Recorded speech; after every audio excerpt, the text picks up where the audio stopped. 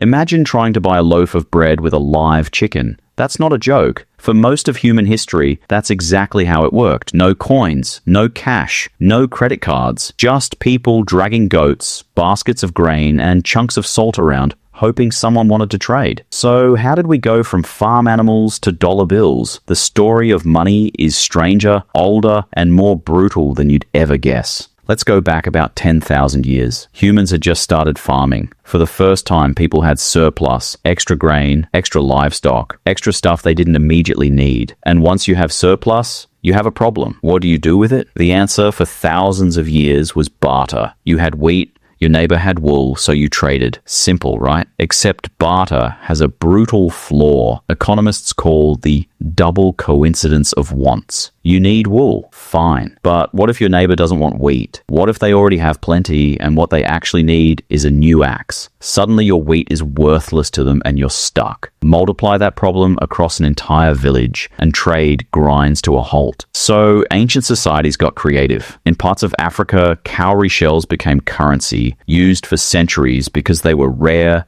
durable, and impossible to fake. In Mesopotamia, around 3000 BC, barley became a unit of value. Not just something to eat, but something to measure other things against. A tool might cost 3 measures of barley. A slave's labor might be paid in barley rations. It wasn't cash, but it was the first hint of a shared measuring stick for value. Then came something even stranger, salt. In ancient Rome, salt was so valuable that soldiers were sometimes paid with it. Some historians even argue this is where the word salary comes from, tied to the Latin word for salt. Salt preserved food in a world without refrigerators, which made it as precious as gold in certain regions. Entire trade routes across the Sahara were built just to move salt from mines to cities, where it was traded for equal weight in gold. But shells and salt and barley all had the same weakness. They were awkward. You couldn't exactly carry a sack of salt to buy a horse without a very long journey and a lot of spillage. Humans needed something smaller, more durable, and more universally desirable, and that's when metal entered the picture.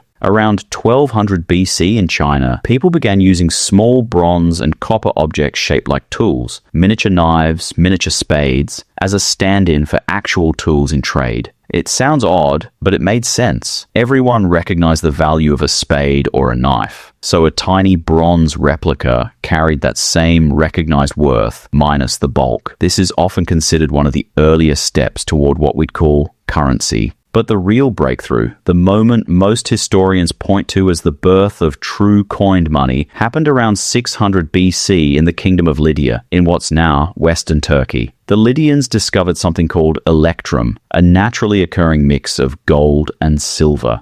And instead of trading raw lumps of it, they did something revolutionary. They stamped it. Standardized weight, standardized shape, an official mark from the king guaranteeing its value. For the first time in history, you didn't have to weigh and test a piece of metal every time you traded. You could just look at the stamp and trust it. That trust was the real invention. Not the metal, the trust. Word of this idea spread fast. Within a couple of centuries, Greek city-states were minting their own coins, each stamped with symbols of their gods, their animals, their power. Athens used owls. Corinth used the mythical winged horse, Pegasus. A coin wasn't just money. It was a walking advertisement for a civilization's identity and authority.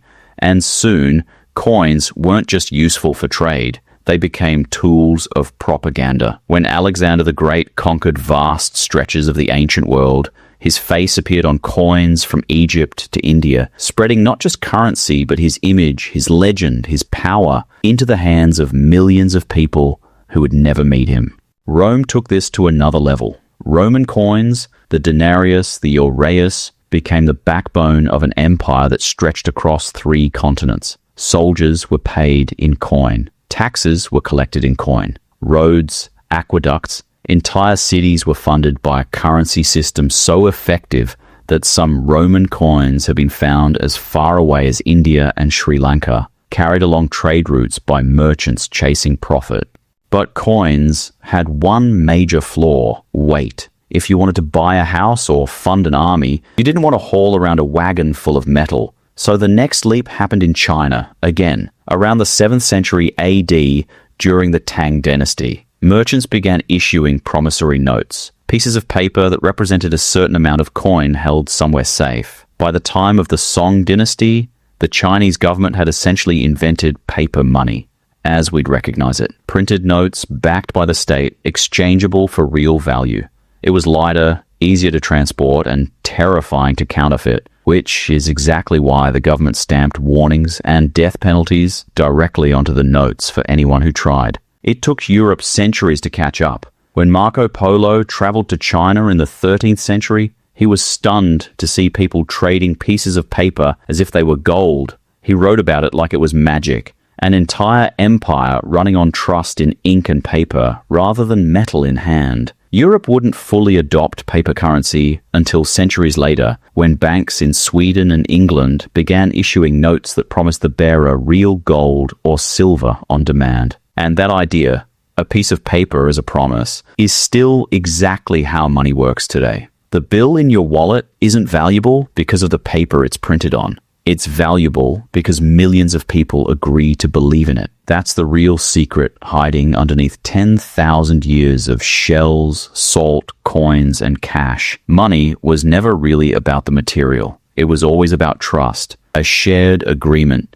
passed down for thousands of years that this object, whatever form it takes, represents value we can trade. So the next time you tap a card or glance at a banking app, remember, you're not just spending currency, you're taking part in the same ancient invention that started with a chicken, a bag of grain, and two people who desperately needed a better way to trade.